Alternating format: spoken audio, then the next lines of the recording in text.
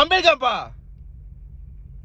Dan biar TikTok letak lagu. Let's go! Bro, ready aku ke, nak bro? cuba macam bapak aku, bro. You nak cuba bapa you? Bukan, aku nak lagu macam bapak aku. Oh, okay. Okay, Muka apa? Aku nak buat muka macho. Woo, let's go, bro. Let's go. My nigga, you're my nigga. Bro, sebelum ni TikTok, kau bagi aku lagu India. Kau yang aku orang Nigeria ke apa? Itu aku sekarang ni. Kau nak buat muka apa? Bro, aku buat macam muka rave, bro. Muka rave. Okay, buat. Muka rave. Minum ketum hari-hari. Bro. Apa minum ketum semua? So, inilah yang kau buat belakang aku. Tak, bro. Aku Kau sumpah. pergi minum ketum. Tak pernah minum ketum. Dah panggil aku pemabuk. Tak nak panggil aku pula. Aku sumpah. Bro, tadi aku buat muka macho dan bagi aku Nigeria.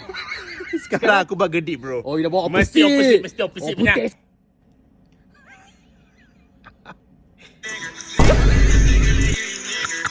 Bro, aku ni buat apa?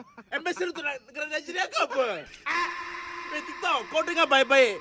Kau bagi aku orang India, orang hitam aku okey. Ke muka ni apa? Ambassador Nigeria ke? Okay, Black, kau ready? Aku ready, bro. Kau nak buat muka apa? Aku nak bawa muka silence all the hater. Okay, buat. I looked up DIY penis enlargement on the dark web. Let's just say it worked a bit too well, and now my penis is stuck in the ceiling fan. Apa ni, bro? TikTok tahu, bro. Aku ada game. Kau diam boleh tak? Dah lah bawah kau tu lagi kecil dari budak setahun. Cakap banyak. TikTok. Aku buat muka macam-macam. Kau bagi aku India lah. Kau bagi aku Nigeria. Sekarang aku nak buat muka casual. Casual je. Kau tengok bulan. No emotion. Uish, ini gampang, bro. Baru sebulan keluar penjara kerana mengedar dadah, seorang bekas banduan tidak serik meneruskan kegiatan.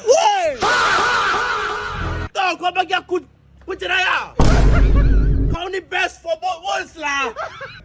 Best bro, dia bagi you. Aku nak void. Aku nak buat lagi. Tak, aku nak buat satu lagi, bro. Okay, boleh. Aku ni marah tau. Okay, buat. Aku ni marah. Okay, buat je. Ayo, saya hari-hari sudah mastrek. 2-3 tutup botol. Yelah, bro.